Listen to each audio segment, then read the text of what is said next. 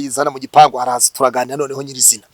Ndamubwira rero sasa nakubwiye ngo wizera ko iriya modoka yawe ya V8 ishobora kubura pièce ukaba wabona indi pièce ukayigura ukabona pièce uyisimbuza. Arambwira pastor nabona pièce isimbura.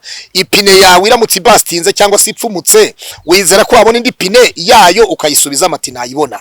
Troviseri y'iriya modoka yawe ya V8 iramutse igize ikibazo, troviseri z'imodoka zirahenda bitewe n'ukuntu ziba zitandukanye mu biciro. Wayibona ati nayibona. Ati cyuma cyose kiriya modoka pastor nakibona. Naha ubwo pièce yari yose y'imodoka yawe wayibona. Ati nayibona. Numva rero noneho nkubwira uko Imana imbwiye. Imana irambwiye ngo niba ushobora kubona pièce y'imodoka yawe, ni Imana ifite pièce ya matrisi mu nda yawe.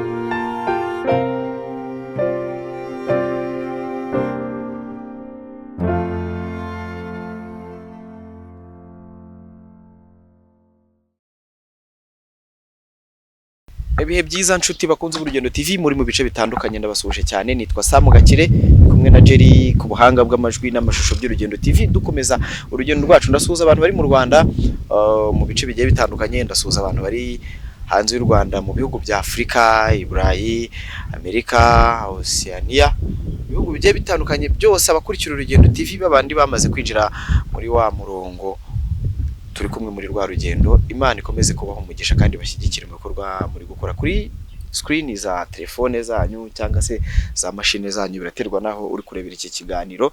Tubafite mutumishi Pastor Pst.Claude. Yesu ashimwe.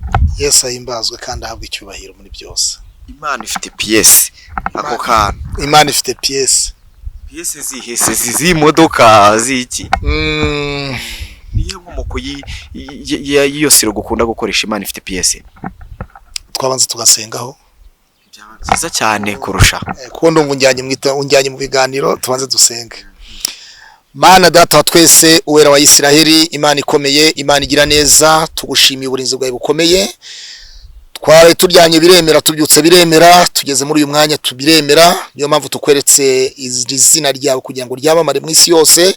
Niyo mpamvu tumanuye izina ryawe kugira ngo risanga abarwayi kwa muganga, risanga abantu batandukanye mu mirimo itandukanye barimo. Sanganya imitima y'abanyarwanda bose, ubasange buri muntu uri mu kibazo umugire neza. Sanga East Africa yose, buri muntu wese utuye muri East Africa ikibazo cyose arimo ukimukuremo. Sanga aba diaspora ikibazo cyose barimo, buri muntu wese ukimukuremo. Mana nzi neza yuko uri Imana ishobora byose, uri Imana itanga pièce aho zitari, uri Imana itanga pièce mu buzima budasanzwe bukaba busanzwe. Iyi ugira neza bugacya bukira. Nsengeye urugendo TV n'umunyamakuru, muyobozi w'ikinyamakuru urugendo TV, cameraman ndamusengeye. Data twese ubuzima bwose butahindutse, reka buhindurwe nawe mu izina rya Yesu. Amena. Amena, amena. Imana igumugisha cyane. Turakwakira kuri urugendo TV. Ndumva ari ubwa mbere ubwo winjiye muri wa mubare w'abantu turi kumwe muri rwa rugendo. Imana igumugisha cyane. Ubwo nakuvuze ariko nshaka kuba nakuvuze buryo udashaka. Ivuge neza, ninde tugiye kuganira? Mazina yanjye nitwa Pastor Pst.Claude. Imana ifite pièce. Murimo w'Imana ndi muri Miracle Center i Bugesera, uruhande rw'ikibuga cy'indege kirimo kirubakwa cya Bugesera mpuzamahanga, cyangwa opposite na airport Bugesera. Murakoze cyane. Ukorera umurimo w'Imana birumvikana cyane. Imana ifite pièce nkuko nari nabivuze mbere yuko dusenga. Ujye kubisobanurira abantu iryo zina ryavuye he, ryaje gute? Murakoze cyane Samu. Imana ifite pièce ni ijambo rituruka, hari umudamu nari ndimo ndabwiriza kuri radio yitwa Flash FM hano i Kigali. Ni mu mwaka wa 2016. Noneho muri icyo gihe ndimo ndabwiriza kuri radio Flash ari mu rukerera, hari kuwa gatanu rwo urukerera rwo kuwa gatanu mu masaha ya saa 10 z'igitondo, bishyira saa 11. Mu kiganiro nari ndimo cyavugaga ngo kubohoka mu buryo bw'umwuka ndetse no mu buryo bw'umubiri. None ubwo ngubwo rero mpamagara abantu kuza gusenga ku rusengero i Bugesera, mbabwira ko dufite amateraniro yo kuwa gatanu ya buri wa gatanu, ndetse no ku cyumweru mu materaniro asanzwe y'abantu b'ikiruhuko ku cyumweru. Hanyuma nayo navuzemo ijambo rivuga ngo Yesu ashobora byose, ibyo ababyeyi badashobora, ibyo abaturanyi badashobora, ibyo ubuyobozi butashobora, Yesu ari hejuru y'ibintu byose. Ndavuga ngo urubyaro, hari umuntu udashobora gutanga urubyaro, ubuyobozi bwaguha ibindi byose bijyanye n'imiyoborere, ubutabera, iterambere, ariko ntibushobora kuguha urubyaro. Ndangije ndavuga nti rero Yesu afite urubyaro, atanga urubyaro, Yesu ntacyo adashoboye. Hanyuma haza kubonekamo umudamu umwe wiyubashye, ubwo nivuga kwiyubaha nawe urabyumva umuntu wiyubashye uwo ari we. Aza kunyumva, nyuma arampamagara mu masaa 1:30, arambwira rero ndimo ndajya mu kazi, ariko wavuze ijambo kuri radio flash gutega amatwi, nditekerezaho ndariyungurura, wavuze ngo Imana itanga urubyaro. Pastor, Imana itanga urubyaro koko? Ndavuga nti Imana itanga urubyaro. Arambwira ubu ni kuwa gatanu nyuma ya saa sita se ko numvise mufite amateraniro uyu munsi kuwa gatanu yo kwirirwamo musenga, yo kwiriza ubusa, nshobora kuva mu kazi nkahita nzi Bugesera nakubona. Ndavuga ndi rwose uransanga ku rusengero.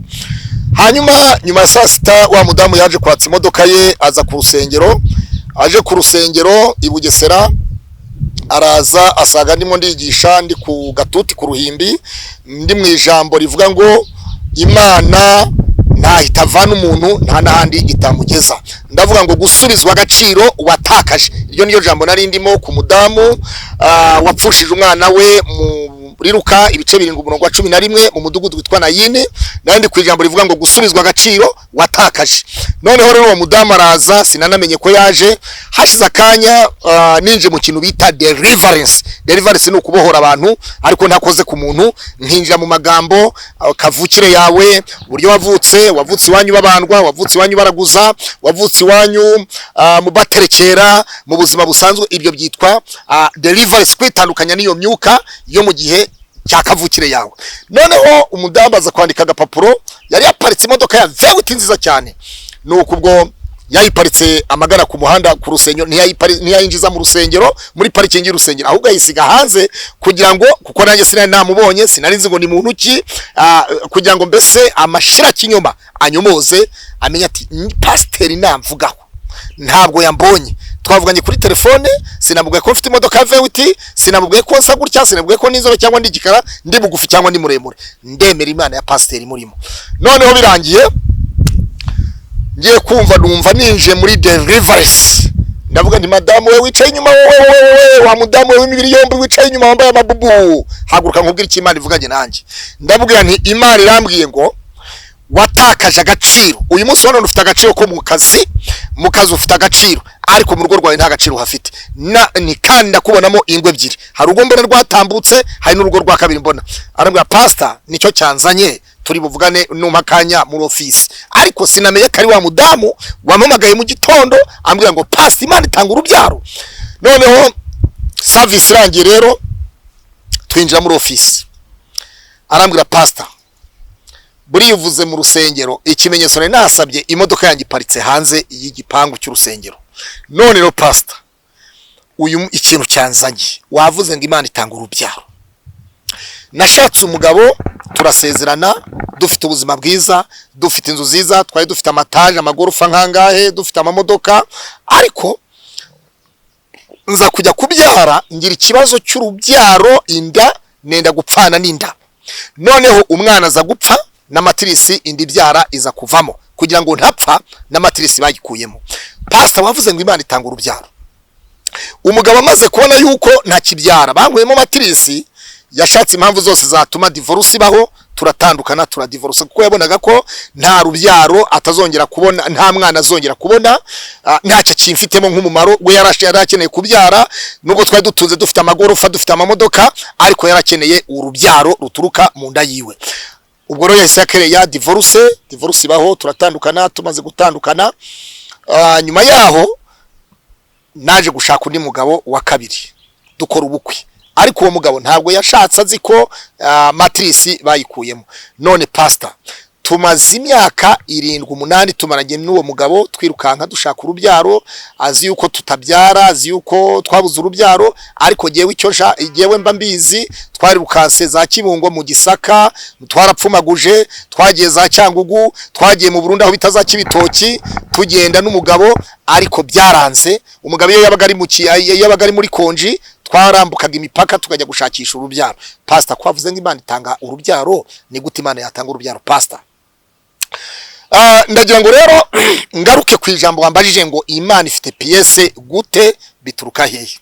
Ndamubaza madamu, noneho umudiyakoni imodoka zaje guparika ari nyinshi aho hantu ku buryo yari yaparitse ku muhanda. Imodoka ziza kuhaparika, hari abantu bari bakoze ubukwe hafi aho ku muhanda y'urusengero, noneho imodoka ziparika ari nyinshi, nawe yari yaparitse muri bo. Noneho baza kuvuga ngo plaque nimero iyi niyi, V8 nimero iyi niyi. Noneho aravuga pastor, kanje kuparika neza imodoka nyizane hano mu gipangu. Noneho imodoka arayizana mu gipangu, araza turaganira noneho nyirizina. Ndamubwira rero sasa, nakubwiye ngo wizera ko iriya modoka yawe ya V8 ishobora kubura pièce, ukaba wabona indi pièce ukayigura, ukabona pièce uyisimbuza? Arambwira pastor, nabona pièce isimbura. Ipine yawe iramutse bastinze cyangwa se ipfumutse, wizera ko wabona indi pine yayo ukayisubiza? Mati nayibona. Troviseur y'iriya modoka yawe ya V8 iramutse igize ikibazo, troviseur z'imodoka zirahenda bitewe n'ukuntu ziba zitandukanye mu biciro, wayibona? Ati nayibona. Ati cyuma cyose kiriya modoka pastor nakibona. Naha, ubwo pièce yari yose y'imodoka yawe wayibona? Ati nayibona. Umva rero noneho nkubwira uko Imana imbwiye. Imana irambwiye ngo niba ushobora kubona pièce y'imodoka yawe, ni Imana ifite pièce ya matrisi mu nda yawe, ukongera ukabyara. Umugore icyo gihe yahise yifata mu maso, ari kuramarira menshi. Arambwira pastor, none se nkora iki kugira ngo mbashe gushyikira pièce y'Imana, kugira ngo nongere mbyare? Umugabo wanjye uyu munsi wa none azi ko twabuze urubyaro, twari rukanse, twararaguje, twashakaje abapfumu ibintu hafi ya byose mu butunzi dutunze. Tumaze gutanga 1/3 cy'ubutunzi mu byo dutunze mu bapfumu, dushaka urubyaro ariko twararubuze. None nkora iki? Ndavuga rero nge sinkubwira ngo kora iki, ahubwo Imana niyo ifite ikintu. Imana wowe ni uzi icyo wakorera Imana. Ndamubwira nti hari umudamu witwaga Hana yamaze igihe kirekire cyane ari ku musozi yarabuze urubyaro. Yajyaga imbere y'umutambyi witwaga Eli, akajyana y'ituro, akajyana y'ibitambo, agasenga, akiriza ubusa. Ariko hari umunsi umwe yakoze ikintu kidasanzwe, azamuka umusozi. Ni kandi muri iyo minsi umugabo we yamukinaga ku mubyimba, aramubwira ngo ariko umugore wanjye, urareba iyo ubona nakurutira abahungu 5 ushobora kuba wabyara. Urabyumva ko gahinda, urumva ukuntu yamukinye ku mubyimba. Kandi Rukana yari afite abandi bana ku mugore we witwaga Penina yari yarabyaye abahungu n'abakobwa, ariko Hana nta mwana yagiraga. Noneho Hana arababaragira agahinda kenshi, aravuga Mana kuki agahinda kansaze? Noneho no kurya no kunywa rusengero.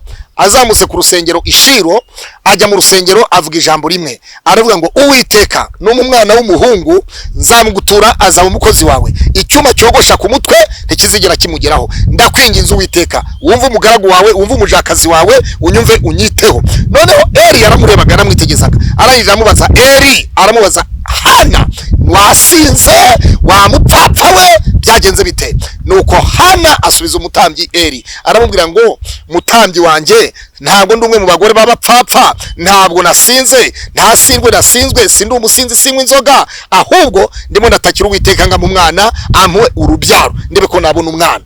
Ariko Hana hisha Eli ko yavuze ngo n'umwana w'umuhungu nzamugutura mu mukozi wawe, kuko abana b'umutambyi Eli n'abasinzi ba Feniyasi. Nuko Eli aramubwira ngo Uwiteka kumvire. Urumva iryo jambo rivuga gutyo, aramubwira ngo Uwiteka kumvire. Haleluya! Amuhesha umugisha, amubwira ijambo rivuga ngo Uwiteka kumvire kubw'icyo wamusabye. Nuko Hana aramanuka, amaze kumanuka asubira epfo mu rugo.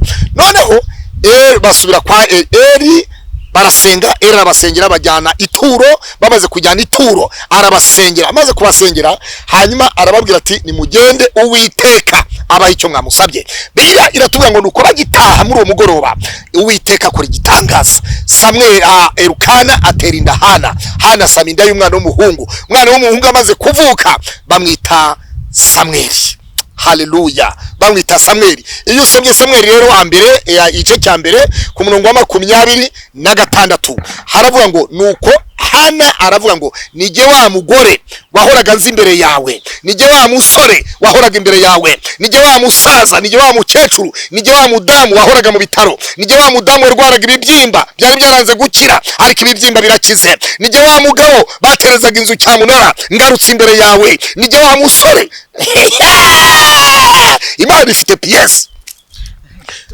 gataho ngaho reka tubihuze n'iryo jambo nari nkubajije ku bijyanye n'iryo zina Imana ifite PS. Utuma urugero rw'uwo mugore yaje kubyara, maze kumubwira gutyo yarambwiye pastor ni iki nakora kugira ngo iyo PS y'Imana ingereho. Ndamubwira nawe Imana ikubwire. Arambwira pastor ukeneye iki mu buryo bw'urusengero? Ndamubwira rero wabonye ko aha dusengera ntabwo ari urusengero rwubatse si urwacu, turarukodesha. Arambwira pastor mu rukodesha ngaye mubwira umubare, ahita twishyurira umwaka n'igice. Arangije arafata arambwira pastor ejo ni kuwa 6 uzaze ureba ahantu hari ibyuma mu mujyi umbwira ibyuma wifuza, kuko yari yabonye ko nari navuze ko n'ibyuma tumwe turacuranga twabikodesheje byari bikodeshanyo, kandi koko byari bikodeshanyo. Yanjyanye Nyabugogo, muri gare ya Nyabugogo, ahantu kuri etaje y'umuhondo ifite irangi risa n'irya MTN. Arangije ku muntu witwa Safari Zaki arambwira pastor reba ibyuma wifuza by'umuziki byatuma abantu b'Imana bafashwa, nawe urimo urabwiriza ukuva ko rwose sound imeze neza, genda urebe ibyuma wifuza. We yarahagaze gusa. Mbaza Safari Zaki ndamubaza keyboard nangahe, ndamubaza keyboard ya 2200. Arabwira ati gura amafaranga naye miliyoni n'ibihumbi 950. Hanyuma ndamubaza nti bafure izi bafure nini cyane imwe nangahe? Ati imwe na 3.5. Arambwira ushaka zingahe? Umugore arambaza urashaka zingahe muri zo bafure? Ndamubwira ndashaka bafure 3. Ndashaka bafure 3 nini ndende. Urabibona bya bafure birimo bafure nke3. Ibyo yabiguhaye atari yabyara cyane ako kanya. Iby'Imana nako kanya, PS y'Imana nako kanya. Nuvuga ngo yaje ari kuwa 5. Aha vambajije ngo pastor niki wumva nagukorera hano ku rusengero? Ndabwira nti sare ndayishyura. Anyishyura ukwezi n'igice. Arambwira pastor numvise uvuga ko ibyuma bikodesha, niki wumva urumva ukeneye ibyuma bimeze bite? Ndabwira nti rero ibyuma nkeneye Imana niyibizi, nanjye ndabishaka ndabizi, ariko ubushobozi nibwo bubura. Arambwira ejo reka ntahe ndaza kuguhamagara tuvugane nawe. Ubwo twarasenganye ndamusengera, muri uko kumusengera ndabwira ngo hari ikimana imbwiye, Imana imbwiye kuzabyara. Arambwira pastor nzabyara ntafite. Arambwira ngo ngo nibutse ko ambwiye ko Imana ifite PS. Ageze mu rugo ninjoro nka 2:30. Arambwira pastor ejo uzaze mu mujyi, hanyuma duhurira ahantu hari ibyuma, umbwira ahantu hari ibyuma, umbwira ibyuma wifuza. Ndangije rero nibwo namujyanye kwa Safari Zaki, angurira bafure 3 nini, angura na bafure ntoya nazo zigeze kuri 3, angurira mixing nziza, ampereza microphone za Safire, ampereza microphone z'imigozi z'abaririmbyi, angurira icyitwa icyuma cyose gishoka. Umuziki uragenda umuziki. Ndangije rero uva nkubwira icyaje gukurikira. Uzi ko ibyo byuma byabaye ibya mbere mu karere k'Ubugesera, imirenge igeze kuri 3 mu gihe cyo kwamamaza imitwe ya politike yiyamamaza FPR. Barazaga bagakodesha ibyuma byanjye. Ndangije nababwira ntuva mbabwira ibi byuma nabifatiye nabiherewe, ntabwo oya sinibwo ndabeshya, ni Bugesera hafi n'ikibuga kirege za Kabukuba n'umurenge wa Mwogo hariya. Aho ngaho mbwira ba executive miyo mirenge, ndabwira ntuva mbabwira ntabwo ibyuma tubikodesha, twabiherewe ubuntu, kandi iterambere ry'igihugu tugomba kuritamburutsa ibintu bikagenda neza. Uwo muziki ibyo byuma nibirangurura, Imana irebe itwiteho, hagira abantu bakirira muri iyi ndangurura amajwi y'ibyo, kuko twacishagamo tukakubitamo n'indirimbo z'Imana. Ngendagira ngo umbihuze no gukira kwe. Numvishe ibyo yakoze. Nyuma yaho umudamu yaje kumbwira nyuma y'amezi 6-7, arangura pastor hereza Imana icyubahiro muri systeme.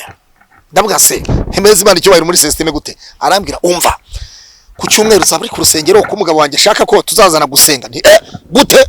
Ntagira gutekereza amafaranga yaguze ibyuma, ntagira gutekereza amafaranga yishyuye sare. Ndavuga se umugabo yamubajije amafaranga, yamubwiye ko yaguze ibyuma mu rusengero, ahantu yatanze mu rusengero byagenze bite? Ndangije ndavuga nti reka tuzavugana ejo ni mu masengesho. Noneho ndimo ndasenga ninjoro, ngiye kubona mbona wa mudamu akikiye abana 2. ibyo mbibona mwiyerekwa. Bukeye mu gitondo ndamuhamagara, ndabwira none se kwa mbwe ngo umugabo arashaka kuzaza gusenga bimeze bite? Arambwira pastor, nagiye kwa nyine nkwaya barambwira ngo ndatwite, nagiye Kanombe barambwira ngo ndatwite, nagiye sehashika barambwira ngo ndatwite. None rero nabwiye umugabo ko hari umupasiteri wasengeye, turashaka kuzaza gushima Imana. Cyo kintu cyumvise bazana n'umugabo ku rusengero gushima Imana ari ku cyumwe.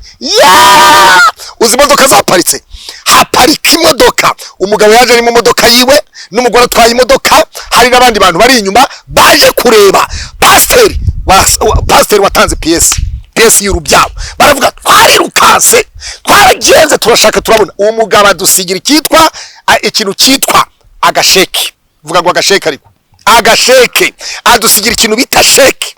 Aravuga ngo nshingiye kubya Imana yakoze, kuko umugore ntabwo yamubwiye ko yatuguriye ibyuma, ntabwo ibyuma yari yaramubwiye no kutwishyura sare. Aravuga rero pastor, nanjye nshingiye kubya Imana yakoze, twarazengurutse, twatanze amafaranga buri henshi yashoboka mu bapfumu. None kubw'iyo mpamvu nsezeranye sheke ya miliyoni aya naya, sheke dore ngiyi.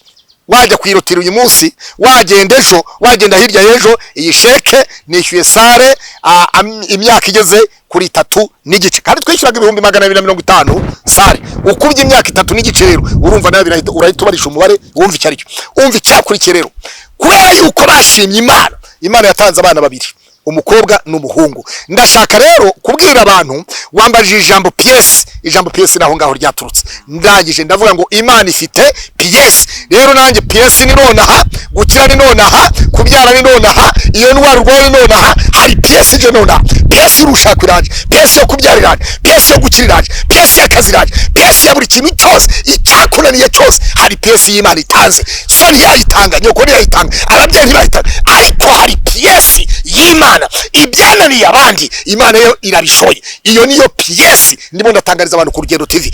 Kwizera kwawe, Bibiliya tuvuga ngo nuko Yobu aravuga ngo nubwo igiti cyatemwa ariko kizongera gishibuke. Hari igiti gishibuka, iyo ni PS bishibutse. PS y'Imana iyo yashibutse abantu barareba bagatangara. Reka nkubwire, ufite abanzi ariko Imana izaniye PS y'abakunzi. Ikintu cyose cyakunaniye hari PS y'Imana muri ako kazi kawe. Urakibaza ngo umudamu Imana yamuhaye PS kuko wenda yari yaje agatangira iyo turo, atabaye atari fite aba yari nk'umukene wari waje akeneye iyo PS, nta kintu afite. Imana ntabwo yakubaza icyo udafite. Imana ni Imana y'imbabazi, Imana ni inyembabazi, kandi Imana ni Imana itanga. Yaravuze ngo musabe muzahabwa, mushake muzabona, mukomange muzakingurirwa. Ufite atanga kuko afite, udafite nawe Imana imuha kugira ngo azagira ibyo atanga. Imana ntabwo itangira ikiguzi, ahubwo Imana itangira umutima ukunda. Ntabwo ku Mana ari ikiguzi, ahubwo ku Mana ni ugushima. Uvuga nk'aba yari afite akazi aho ngaho, yari afite nk'amafaranga menshi, ntana yatange akayagugubira. Byagenda Bibiliya tubwira yuko hano yazamukaga umusozi akagishira gutamba ibitambo yajyanaga ibyo atamba, kandi yabitambaga ku mutambyi yitwaga Eli. Hanyuma Bibiliya tubwira yuko Aburahamu yagiye gutamba Isaka ku musozi Moriya, yajyanye umwana amujyana nk'igitambo. Bibiliya tubwira yuko Yakobo yagiye ku musozi ahasezeranira isezerano, aravuga ngo Mana nundindira kuri uyu musozi, ukandindira muri urugendo ngendamo, sinzajya mbura gutanga kimwe mu 10 mu byo zajya nunguka. Hanyuma Yesu amaze gukiza umubembe, Matayo 8:1, umubembe yasanze Yesu aramuga ati mwigisha, washaka wabasha kunkiza. Bibiliya avuga ngo nuko Yesu arambura ukuboko amukoraho, aramuga ngo ndabishaka kira. Muri ako kanya umubembe akira ibibembe bye, yarabimaranye igihe kirekire, yari yarabuze uwabimukiza, ako kanya ibibembe birakira. Yesu arangije aramubwira ngo manuka hepfo wiyereka umutambyi, nurangiza utange n'ituro, yabera ikimenyetso cyuko wakize wihumanuye. Hanyuma iyo turebye umudamu Mariko 5:28, biravuga ngo hari umudamu wari umaze imyaka 12 yari imugongo yaravaga. Biravuga ngo nuko yatanze ubutunzi bwe bwose arabutanga mu bapfumu kugira ngo arebe ko yakira iyo ndwara yo kuva. Arangije ngo yumva Yesu Kristo w'i Nazareti ari bukora igiterane, ngo nuko arangije ajya mu giterane biravuga ngo yagendaga abyigana ngo arabyigana mu bantu benshi ngo nuko aca mu bantu ndagira ngo hari umuntu yitegereza ugiye guca mu bantu akakira gukira pesi y'Imana igakora ngo nuko aciye mu bantu ngo aragenda akora ku myenda ya Yesu akora ku ikanzu ya Yesu. Yesu abaza Petero aravuga ati Petero ndumva abantu barimo ndumva imbaraga zirimo ziragenda zirangira. Nuko Petero aramubwira ati mwigisha abantu baragukora hari benshi nawe ukavuga ngo imbaraga zirimo. Nuko muri ako kanya kubera ko hari imbaraga zavuye muri Yesu zigera kuri wa umudamu yakira gukira. Yusomye umurongo wa 29 umva neza abakobwa babyuba neza kuturusha ngo cyago kirahagarara. Hari icyago cyari kihagaze, hari icyago cyari kiri mu rugo rwawe, cyago cyateye mu buzima bwawe. Ibibyimba byo mu nda bidakira, warwaye umugongo udakira, warwaye amatwi, warwaye umutwe udakira, ariko reka ntangaze ngo cyago kigiye guhagarara. Biravuga ngo cyago kirahagarara. Haleluya! Cyago kirahagarara kubera ko yakoze ku ncunda za Yesu. Yari yaratanze mu bapfumu byaranze amafaranga, inka, amazu byaranze, ariko kuri Yesu yajyanye kwizera kwe gusa ko ntacyo yari afite. Amen. N'urugendo TV twe buri munsi ndakubwira ngo komeza kubana natwe ureba ibiganiro byacu ubisangiza inshuti n'abavandimwe. Turi kumwe n'umukomezi w'Imana mutumishi pastor. Hari umuntu wumva uri kumva wenda utubwira ibyo ngibyo ubusanzwe pastor turi kuganira Imana yamuhamagaye ryari si guhamagara yaguhaye izihe mpano kugira ngo ujye ubasha kuzikoresha ukora ibyo byose uri kutubwira nimba Imana ibasha gukoresha ugatanga izo pièces ubwo raza no kuvuga n'ibindi bintu Imana igukoresha. Urakoze Sabo. Imana impamagara jewe yampamagariye mu gihugu cya Tanzania. Tanzania nari umuntu nari ngiye gupfumaguza, nari ngiye gucisha, nari ngiye kugaruza ubutunzi, nari namaze kumenya amakuru ko hari ahantu bita Sumbawanga bagaruza ibyagiye. Umujura yakwibye cyangwa se umuntu yagutwaye ibintu runaka mu buryo runaka, amafaranga bayibye, ibintu byose bitandukanye. Kugaruza iki? Nari ngiye kugaruza ubutunzi. Amafaranga yari yaragiye, ubutunzi bwari bwaragiye. Noneho bwarajyanywe nandi bwari bwarashize. Bwari bwaragiye ni umuntu wari warabutwaye. So nari narashakanye na madamu numvaga mu mutima wanje nari mfite ubutunzi buza kugenda gutyo. Ibyo byose rero ni Imana ifite ukuntu igaruza umuntu umwuka wayo ubugwaneza. Noneho ubwo hatutumaga nari mfite ibibazo byinshi mu buzima bwanjye, nari mfite agahinda kenshi mu buzima bwanjye, ibintu bigenda bireba. Ndangije umuntu hambwe atari kuzi n'ibindi Claude, ntabwo nari pasteur icyo gihe, nta nubwo nari umurokore. Ndangije umunambwe ati Sumbawanga huku kwetu Tanzania kuna mahali unaweza kupata mtu akarudisha mali zako zilizoibiwa wala zilizopotea. Hane wacu Tanzania hari ahantu bita Sumbawanga, hari umuntu ushobora, hari abantu bashobora kugaruza ibintu byawe. Ndahazi neza, ndagutwarayo ntugire ikibazo. Ubwo uwo muntu yarari mu mujyi wa Mwanza Tanzania. Ndambuka ndagenda ngiye kuraguza, ngiye gucisha Sumbawanga. Hanyuma urumva iyo umuntu agiye mu bapfumu bamuha ibintu byinshi, bashobora kuguha rimwe na rimwe. Hari umugore umwe wagiye kuraguza ahantu, aho ngaho umugore umwe yigeze kujya kuraguza ngo kugira ngo umugabo amukunde, umupfumu arangije amuha umuti utuma umugabo azagera aramudiha ijoro n'amanywa. Arangije avuga atari ko se none ibi nagiyemo byo byari ibiki. Noneho nanjye nari giye kuraguza kugira ngo umugore kugira ngo ubutunzi bwagendebe ko bwagaruka. Noneho ndagenda ndenza umujyi wa Mwanza bukiye mu gitondo, turimo turajya Sumbawanga, numva ijwi rimbwira ngo niyo nzima Claude ntabwo uri umwicanyi ahubwo uri wo gukiza imitima y'abantu. Haleluya! Muri ako kanya ndagira ngo ntangariza abantu ngo Imana ifite pièces. Muri ako kanya nari ngiye gushaka nari ngiye gushaka icyatuma ubutunzi bugaruka, ariko Imana ima pièces yo kuzagira ngo nzogere mba umuntu muzima. Imana ima pièces yo kuzagaruza iby'abantu byagiye. Imana ima pièces yo kuzubaka ibintu bizima bifatika. Nuko Imana irambwira, ijwi irambwira ngo niyo nzima Claude ntabwo uri umwicanyi, uro gukiza imitima y'abantu. Ntegereza iryo jwi ndaryumva, mbaza abo turi kumwe mu modoka barambwira bati rwose boss nta muntu muvuganye. Turimo turagenda tugeze ahantu mu ishyamba, ako kanya agatotsi karamfata. Ngiye kubona mbona abamarayika batatu, umwe arambuye inkota arambwira ngo iyi nkota igiye kukurya kuko wanze kumvira ijwi ry'Imana, wanze no kumvira Imana. Ndangije zamura ibiganza hejuru ndavuga ngo Imana imbabarire, nemeye kuyumvira. Afata ya nkota arayimpereza, arambwira ngo nkuko inkota yari igiye kukurya nk'umunyabyaha, ni ko inkota igiye mu biganza byawe izagirya abanyabyaha banze kumvira Imana. Ndangije muri ako kanya marayika wa kabiri ampereza akabibiriya. Bibiliya yari ntoya ariko irimo Bibiliya isezerano rya kera n'irishasha. Ndayimira, maze kuyimira numva irasharira. mu gusharira byarushaga urusenda, byarushaga umuravumba, byarushaga sinzi uko nabivuga. Hanyuma hashize akanya gato ngiye kuva ubusose buraje, arambwira ngo iby'Imana umuntu abijyamo akabanza kunyura mu masezerano akibwira ko atazasohora, ariko abazasohora. Gusosa rero ni gusharira, ni amasezerano ubamo ukabona ntarimo araza, ariko kwihangana kwawe nibyo bituma amasezerano aza. Ubwo nibwo buryohe wumvise, ni igihe amasezerano abasohoye. Ndanyamubwira abantu rero batinze mu masezerano, ihangane, humura nubwo bitinze ariko bizaza. Icecetse yarumvise, kandi nubwo ihene ari nyinshi intama zikaba nkeya, amaherezo y'ihene ni burusheti.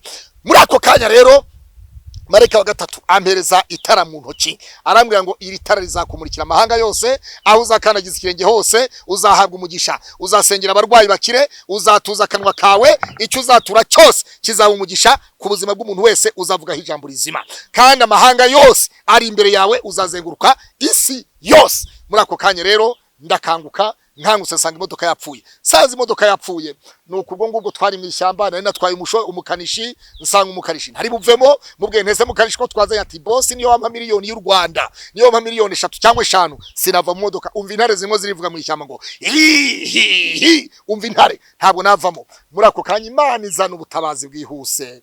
Haza umusomari utwaye imodoka, igikamyo cya rukururana, harimo abatanzania babiri bari bafite imbunda, nuko baratubaza, barahagara bati shida muri yo nayo. Ndababwira ikibazo dufite, imodoka yapfuye. Imekufa nini? Ndababwira ntabwo bizi, bavamo. Umushoferi arambwira boss bagiye kutwica, aba bantu bagiye kutwica. None humwe ahagara ku ntuzu uruhande rw'imodoka, uruhande rwa shoferi, fungwa. Arambwira boss ni nkingura ubu ntibatwi. Ndababwira ubuse ikirahure parabrise ashobora gukubitaho ingumi yonyine igahita igufata ugasanga kwisha mambo. Ndababwira kingura, arakingura. Arambwira fungwa kapo tuone. Fungura kapo, bafungura kapo. Dusanga na agasinga gatoya cyane kajyana umuriro ku rusinga rwinjiza umuriro muri moteri. Baracomeka, bamaze gucomeka Imana ikora ibitangaza, imodoka irongera iraka. Hari ibintu byacomokotse rero ku buzima bw'umuntu nyitegereza, Imana igiye kongera gucomeka. Hari ibintu byari byaracomokotse mu rushako, hari byacomokotse mu burwayi, hari byacomokotse mu buzima busanzwe, hari byacomokotse mu kazi kawe, hari byacomokotse mu buzima busanzwe, ariko Imana igiye kongera ibicomeke. Imana ifite PS. Iyo PS rero niyo nzanye muri aka kanya ku Rugendo TV. Iyo PS reka n'Urugendo TV irugereho. N'Urugendo TV nawe ukeneye PS. Ko nawe ndakubona uri umusore, nawe ukeneye PS, ukeneye PS y'urushako, ukeneye PS y'inyubako nziza, ukeneye PS y'iterambere, ukeneye PS y'Imana. Iyi Urugendo TV uyu munsi ni channel ikazaba televiziyo idasanzwe mu buryo mpuzamahanga. Hari PS kandi ibindi mo ndavuga, hari umukobwa unyitegeza muri diaspora, hari umudamu unyitegeza muri diaspora, hari umugabo unyitegeza muri diaspora, hari PS mu rushako rugiye kugaruka kuko urwa mbere rwarapfuye. Hari ikindi ubaza? Amena cyane. Ubwo birumvikana ku bantu badukurikiye, niko biba bimeze iyo twatumiye umunyamavuta nyine abagomba kudusangiza ku mavuta. Ibibazo byo byanjye ntago bijya bishira, bwo narinkubashije kubijyanye n'izo mpano Imana yaguhamagaye n'uburyo mbere byari bimeze. Imana yampaye rero, yampaye impano yo gusengera abarwayi mu bibazo bitandukanye. Samu ntabwo naje kwitaka no ku kinyamakuru, kuko iyo nza kuba ndumuntu wo kurishisha muri ubu bintu by'ivuga butumwa, na urumva nari mfite company societe yakoraga amasuku mu bigo byinshi bitandukanye bya leta ibyigenga. Ntabwo naba nabuze rero muri PS, muri divorce nagize n'umudamu, mu byo naba muri PS naba narasigaranye ntibishoboka. Hari PS zasigaye Imana yasigaje, nari kugenda nkagurisha bimwe na bimwe nkajya muri Mateus ngacuruza. Kuba nicaye aha rero ni ukubwira abantu iki Imana yashyize muri jewe. Reka mbwira abarundi banyitegereza, mbwira abatanzania banyitegereza, mbwira abakongomani, mbwira abagande banyitegereza, mbwira isi yose diaspora ahari hose ku isi yose, aho uherere ku isi yose, Imana ifite PS. Yamaye PS, yamaye kugaruza PS gusengera abantu za Cyamunara. Hari umuntu asengeye muri Cyamunara, Imana imusubiriza inzu yari muri Cyamunara, arongera arisubirana. Nasengeye uwabuze urubyaro barakuye mu matrisi, abyara abana babiri. Nasengeye umukecuru mu Karere ka Nyaruguru mu murenge wa Ngera, umukecuru yarari hafi gupfa. Nawe umukobwa w'umwarimu kazi wigisha Butare, wigisha ukora muri kaminuza y'u Rwanda Butare, yanyumvise nawe mbwiriza kuri Radio Flash, arambwira pastor utubabariye waza ugasengera umubyeyi wacu i Butare, hirya y'umujyi wa Butare ahantu bita muri Ngera mu murenge wa Ngera mu karere ka Nyaruguru. Imana itanga PS.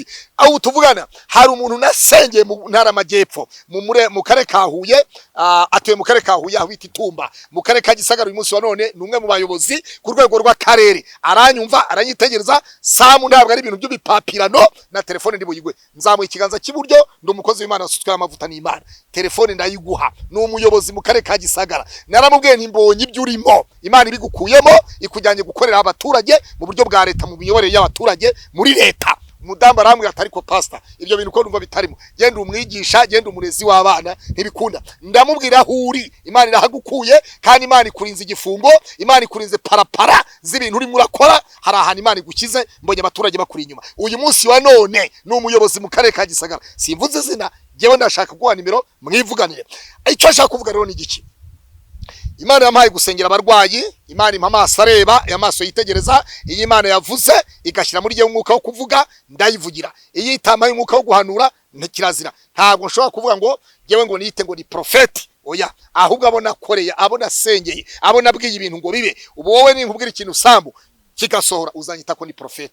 Ntabwo ronje hano ngo mvuge ngo je ni prophet. Prophet ni Kristo Yesu. Yesu niwe prophet, akanyura muri jewe nanjye nkaba igikoresho cya Yesu. Iyo ntabaye igikoresho rero icyo gihe Yesu yakoresha n'abandi, ariko ibintu bikaba. Prophet ndi hano nk'umukozi w'Imana, nk'umubwiriza butumwa bw'ijambo ry'Imana. Imana yamaye kureba, impa amaso yo kwitegereza, impa gusengera abarwayi bakakira. Ibyo ni ibintu niyiziho, ni ibintu byo kureba nkareba. Akanwa kanjye karatura. Elisa yaratuye aravuga ngo umwaka utaha nk'iki gihe uzaba ukikiye umwana w'umuhungu, umushune mukaza akikira umwana w'umuhungu. Elisa ntiyahanuye, ahubwo yarategetse mu mbaraga zo gutegeka. Nanjye rero mu mbaraga zo gutegeka ndategeka kandi bikagenda, kandi Imana ikanyumvira. Imana ifite PS. Rero nzaniye PS umuntu wo ku Rugendo TV, wa muyobozi we, wa mutegetsi we, wa mukozi w'Imana we, wa mudamu we, wa mukobwa we, wa musore we, wa murwayi we. Ikibazo ufite cyose, yaba ari cyamunara, yaba ari amadeni, kaba ari akazi wabuze, hari PS y'Imana ije. Wowe uze kureba telefone kuri ekara y'Urugendo TV. Yesu nizeye abirusha amaboko. Ibyo bikuri hejuru byose. Yesaya 10:27 haravuga ngo umutwaro baguhekesheje uzakuva ku bitugu kandi uzamarwa no gusigwa. Hari gusigwa rero ku ijambo ry'Imana. Kumamagara kwawe no gusigwa, kumamagara kwawe no gusigwa, kumamagara no kwakira PS, kumamagara no gushaka, kumamagara no kubyara, kumamagara no kubona akazi, kumamagara no gutera imbere, kumamagara no kubaka inzu, kumamagara iyo ni PS koresheje umukozi wayo Pst.Claude kugira ngo yiheshe icyubahiro. Ni byiza cyane rero ko abantu bose badukurikiye. Ndagira ngo wenda nundi tukugenda tugana ku musozo, kuko si ubwa mbere tukwakiriye, ntituzatugukenera. Nizere ko wenda tuzatukubona inshuro nyinshi cyane. Uraza no gusigira abantu bakurikira Urugendo TV nimero yawe ya telefone. Ariko tugana ku musozo ho gatoyo ku murimo w'Imana ukora, ndakubaza bimwe mu bibazo biba biri hanze y'ikingiki tukoze. Ikingiki twaturimo gudusobanurira abantu Claude ninde, Imana imukoresha ibiki, abantu barabyumvise. Wenda turaza kubaha nimero zawe. Abakozi b'Imana bagiye batandukanye, abaza kuri social media, hari n'abandi bataza aho bakajya ku maradiyo cyangwa se bakanabwiriza mu nsengero cyangwa se mu biterane. Bikunzwe kuvugwa ko cyangwa se hari buryo abantu baba bagiye bafite imyumvire igiye itandukanye, akavuga ngo ikintu reka ngushe ku ntego, ikintu cyo kuvuga ngo uyu muntu ndamusengera ari uko ampaye amafaranga. Ugisobanura ute kuri wowe ukoresha impano Imana yaguhaye, wenda mu buryo twakita bwo kugira ngo nawe ubeho? Urakoze cyane. Jewe hano ndi umukozi w'Imana, kandi kontara Imana yampaye ni umunsi mpamagara ikambwira ngo nguhaye akanwa kamvugira, mu kanwa nguhaye kamvugira. Iyo usomye kuva ibice 34 murongo wa 17, Imana yabwiye Mose ngo kuko wangiriyeho umugisha nkakumenya izina n'icyo uvuze ndagikora. Kuko wangiriyeho umugisha nkakumenya izina n'icyo uvuze ndagikora. Rero kuko nagiriyeho Imana umugisha, nagiriye umugisha ku Mana ikamenya izina ryanjye, ikampamagara, ikangira umukozi wayo. ibyo ngibyo rero nukuvuga ngo mpembwa n'Imana. Imana ntabwo ari imanuka mu ijuru ngize kumpemba. Wabyumvise neza Samu Gakire, ntabwo Imana imarura amafaranga hariya mu kirere, ngo imarura imyenda mu kirere, imarura isaha nambaye mu kirere, imarura imodoka mu kirere, imarura iki mu oya, ahubwo wowe ni ushobora kuba wampemba. Ikoresha abantu, yakoresha Samu, yakoresha uri muri diaspora, uri muri Amerika yamukoresha, uri mu Bubiligi yamukoresha, muri Australia yamukoresha, mu Busuwisi, muri Suwede, mu Budage n'ahandi ku isi yose, mu bihugu bitandukanye ku isi yose, n'abari mu Rwanda bose yabakoresha. Rero wowe Imana yakunyuramo, wowe unyitegeza kuri kamera y'Urugendo TV, Imana ni wowe ikoresha, ni wowe umpemba. Ntabwo Imana impemba iciye muri wowe, iraguha nawe ukama. Ibyo ngibyo rero nibyo, ariko ntabwo nakubwira ngo mpiki ngo mu mubare uyu n'uyu, oya. Ushobora kwirimita, ushobora kumusaba amadolari 100 cyangwa amadolari 500 cyangwa amadolari 1000, yari kuba amadolari 5,000 akamwira pastor shinge ubuzima numvise wabayemo wanyuzemo, Imana yongere kuzamura, yongere kubakira ibintu bishyashya, ugasanga ndirimise. Rero ndi umukozi w'Imana, Imana ikoresha abantu kugira ngo bampembe. Yewe ngaburi by'Imana, nkatanga iby'umwuka nabo bakama iby'umubiri. Paulo yaravuze mu Bakorino ba mbere ibice 9:8, aravuga ngo mbese ni byiza ko tubabibamwe iby'umwuka, mwebwe nimutubemwe iby'umubiri, ngo mbese ntimuzi ko uyu murimo dukora ari udutunze. Rero nuko bimeze, ariko nta giciro kihaba, kirazira gutanga igiciro mu by'Imana, kirazira gutanga igiciro usengera umuntu, kirazira kikaziririzwa. Ikindi kibazo cya nyuma, ari ukuntu wavuze ngo wagiye Tanzania mu bapfumu kugaruza ibyawe, Imana ihita igufatiraho irakugarura kubwira ati nkurikira unkorere. Ese ibyo waba wari ugiye kugaruza Imana yaba yarabigusubije, yaragushumbusha, ubu ngubu ibyo washakaga byawe byose ubu urabifite? Samu Gakire, nari ngiye kugaruza ari umudamu, nari ngiye kumugaruza ngagaruke. Ari amafaranga yagiye, nari ngiye kuyagaruza ngagaruke. Rero Imana irambwira ngo subirayo, ntabwo uri umwicanyiro wo gukiza imitima y'abantu. Urumva ko yampaye n'impano zigeze kuri 3.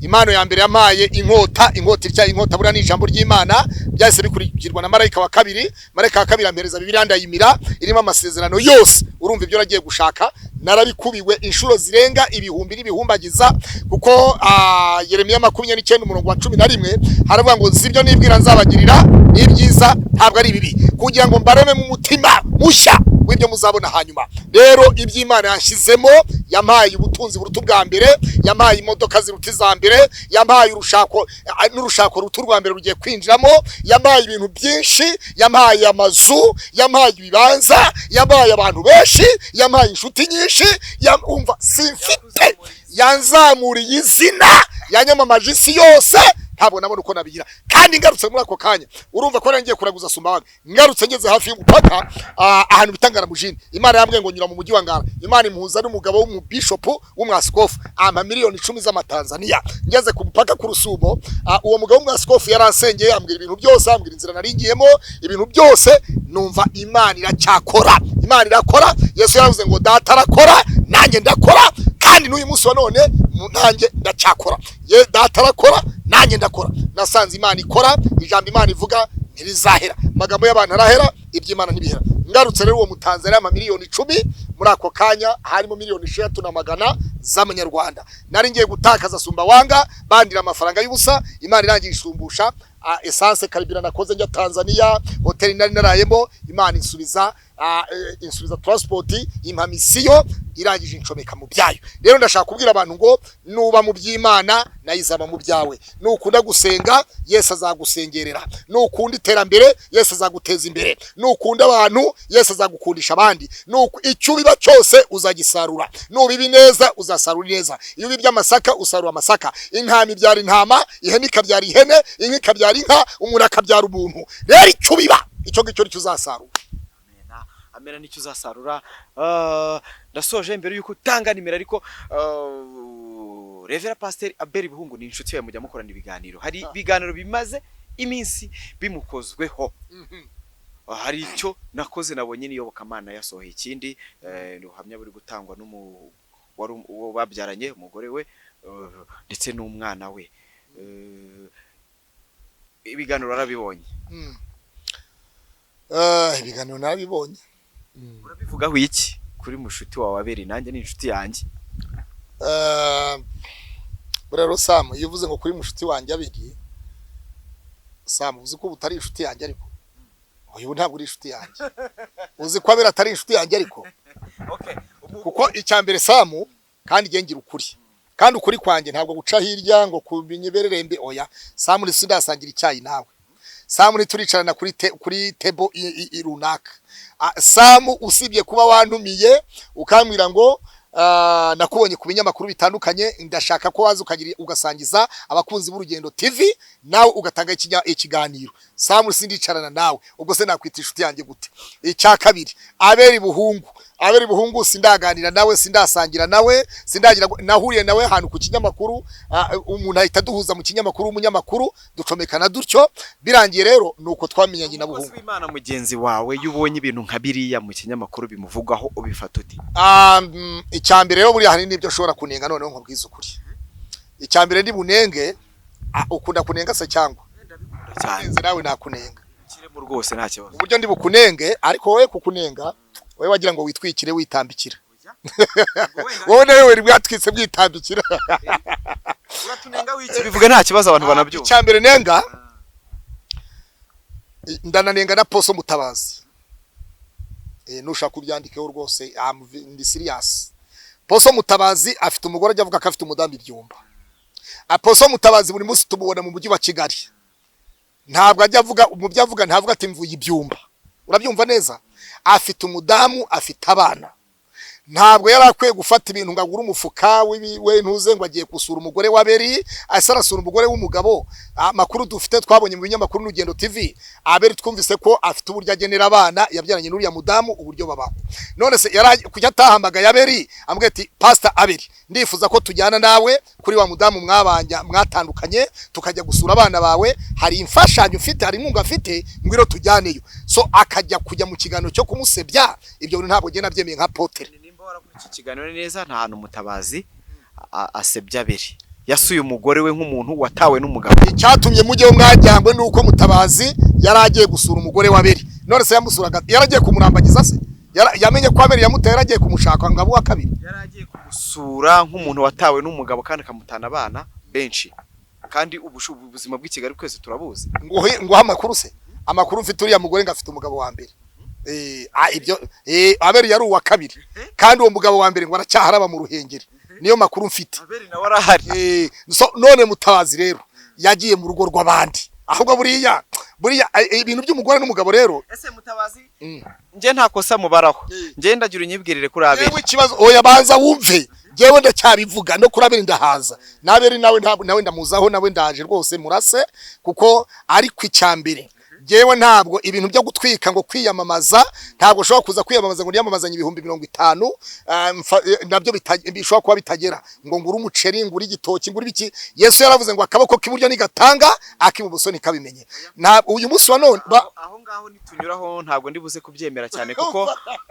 kuri aba ari ukugira ngo dukangure n'abandi ahubwo nawe urimo abandi bakozi b'Imana nanabikoze ayo mafaranga nayabaranya ndamutse yafite nkashaka nimero yiwe kuko ngira ngo ku Rugendo TV nimero yira mudamu iriho nkamuhamagara nkaba namubwira rero ndifuza kukugurira umufuka w'umuceri nkawohereza ariko kujya kumurika ngo najyanye umufuka ibiki n'ibiki ibintu nk'ubureka ngo urugero twinjiye mu gihe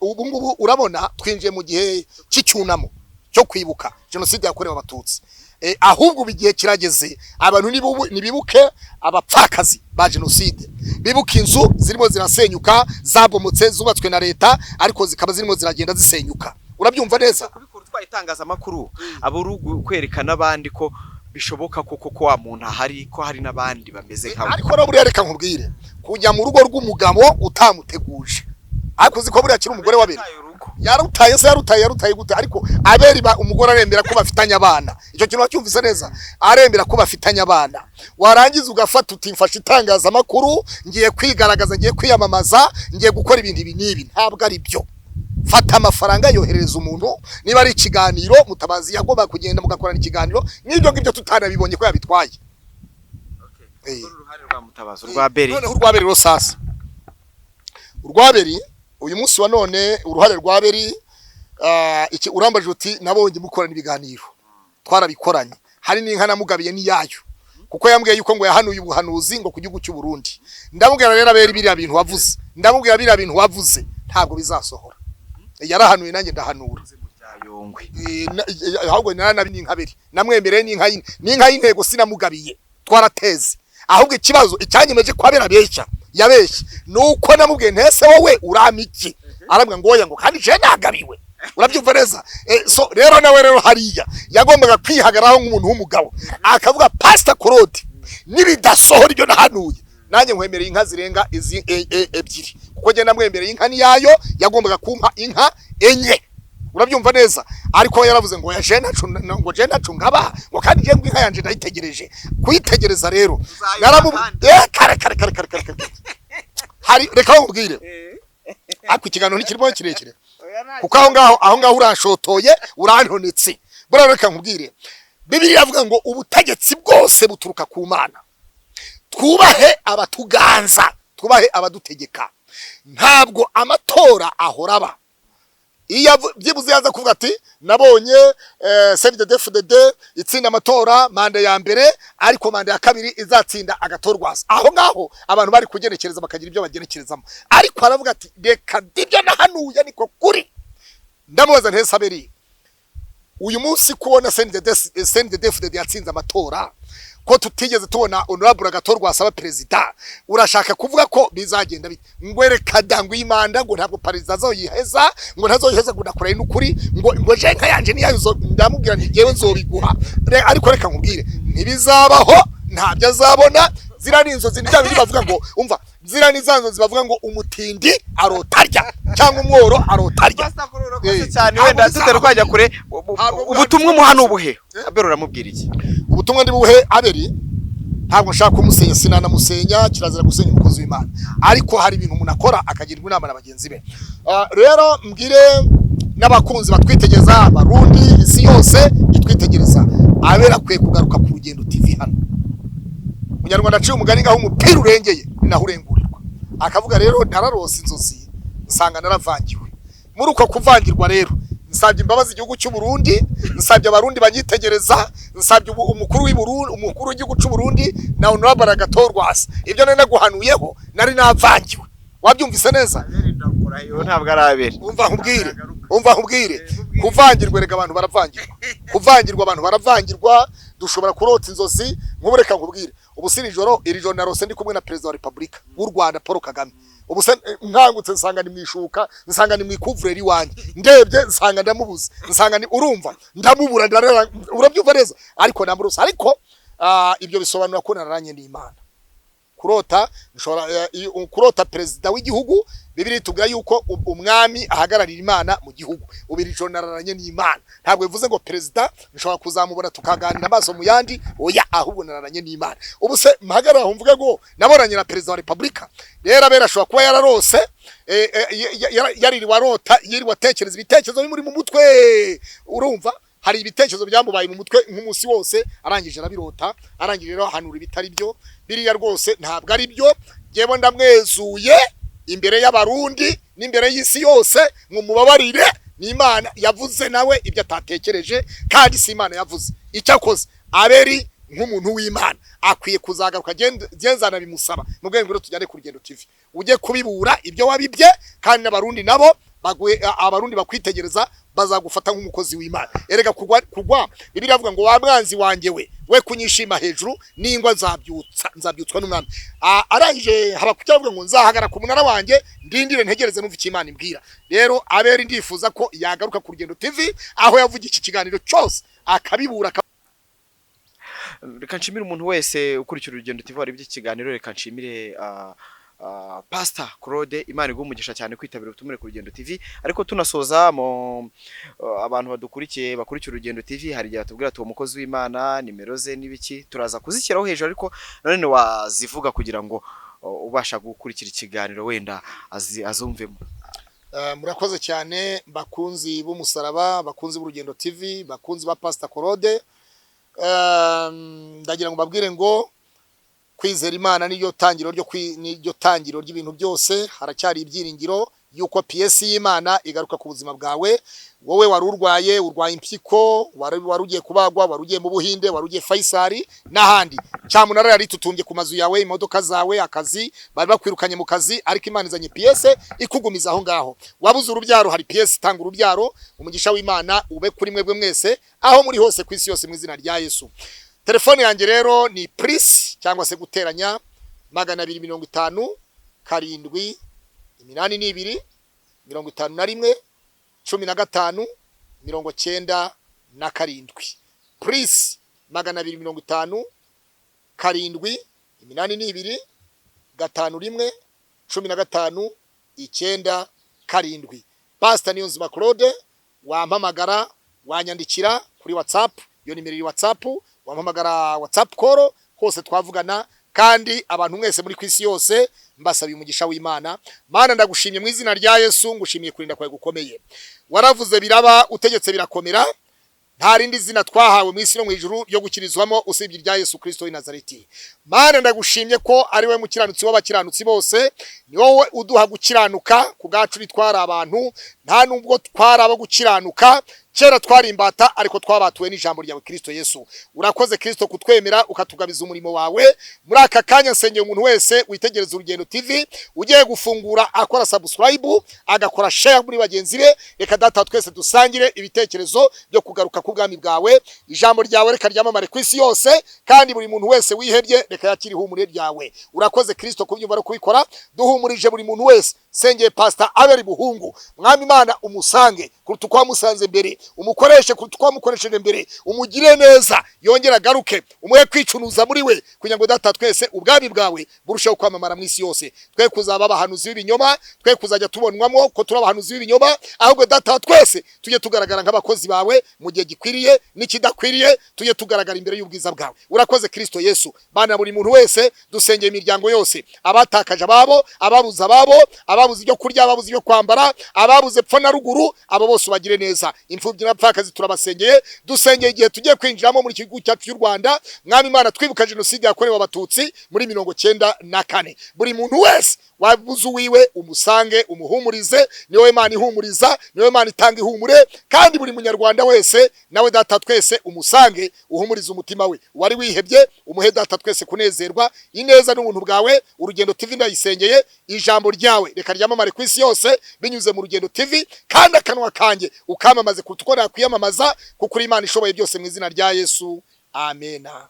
Imana ibampera umugisha.